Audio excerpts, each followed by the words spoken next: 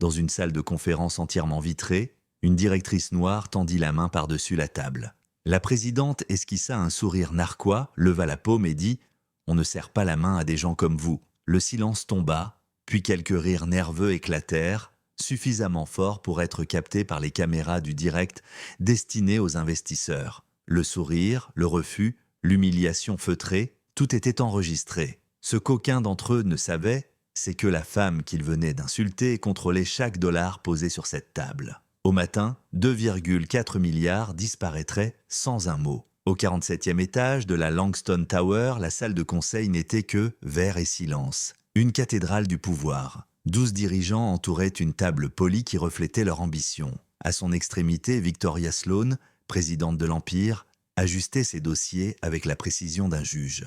Face à elle, Ava Monroe, PDG de Monroe Capital, demeurait calme, droite, maîtresse d'elle-même. Elle avait bâti sa société pierre après pierre, un contrat à la fois. Et aujourd'hui, cette réunion devait sceller une fusion de 2,4 milliards de dollars. Mais pour Victoria, ce n'était pas de la stratégie, c'était du spectacle. Elle comptait humilier son invité avant la clôture du rideau. Lorsqu'Eva se leva et tendit la main, Victoria se renversa dans son siège, le sourire figé, les yeux froids. On ne serre pas la main à des gens comme vous. Le temps s'arrêta, quelques regards nerveux s'échangèrent, un rire étouffé, un tout-sautement gêné. Les caméras filmèrent tout, la main tendue, l'insulte, la gêne collective. Eva garda la main levée une seconde de trop, puis la baissa lentement. Aucun tressaillement, pas de faiblesse, seulement du calcul. « Compris » dit-elle doucement avant de se rasseoir. Victoria savourait déjà sa petite victoire. « Parfait, maintenant que le protocole est clair, poursuivons. » Les chiffres défilèrent, les pics aussi. Victoria interrompait, corrigeait, raillait les estimations d'Eva qu'elle jugeait ambitieuses. Les hommes autour riaient, galvanisés par la cruauté mondaine d'une femme habituée à dominer. Eva, elle, prenait des notes. Chaque sourire, chaque ricanement, chaque visage gravé dans sa mémoire. Vous apprendrez, me Monroe, que ce milieu ne récompense pas l'ambition émotive, lança Victoria d'un ton hautain. Eva se contenta d'incliner la tête, mais derrière son calme, quelque chose de froid venait de s'enclencher. À 15h17, pendant une courte pause, elle sortit dans le couloir, composa un numéro, sa voix resta basse, tranchante, exécuter la clause 8.3, effet immédiat, pas d'émotion, pas d'explication. Elle revint, s'assit. Victoria reprit la parole, feignant de ne rien remarquer. « Où en étions-nous ? Au moment où l'arrogance devient coûteuse, répondit Ava, un froncement de sourcils.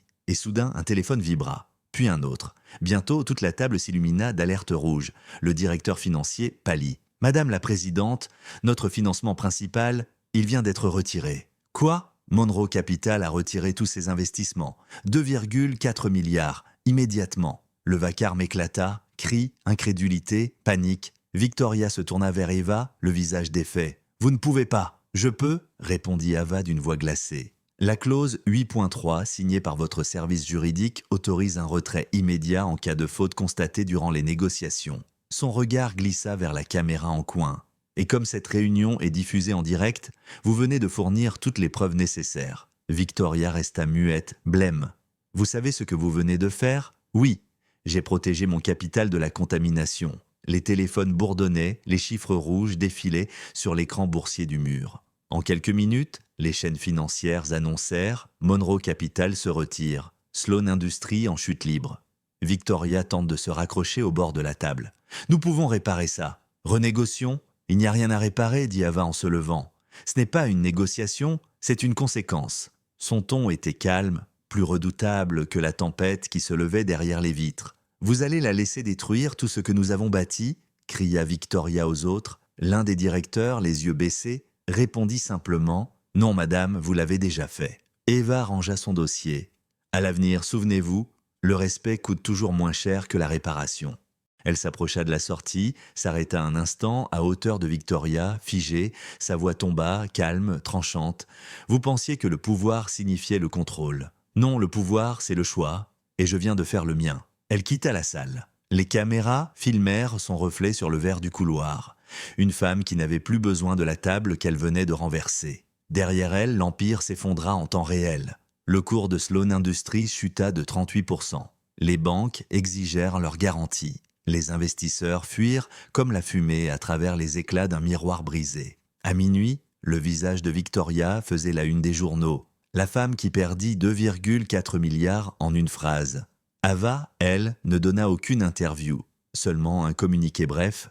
Les partenariats s'achèvent de là où le respect disparaît. Le lendemain, les médias baptisèrent l'affaire « l'effondrement de la poignée de main ». Les écoles de commerce l'analysèrent pendant des années.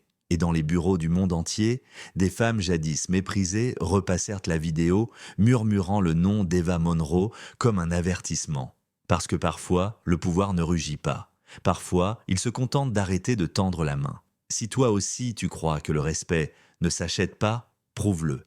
Aime, partage et abonne-toi à Histoires qui guérissent. Dis-nous dans les commentaires d'où tu nous regardes et quel moment t'a le plus marqué.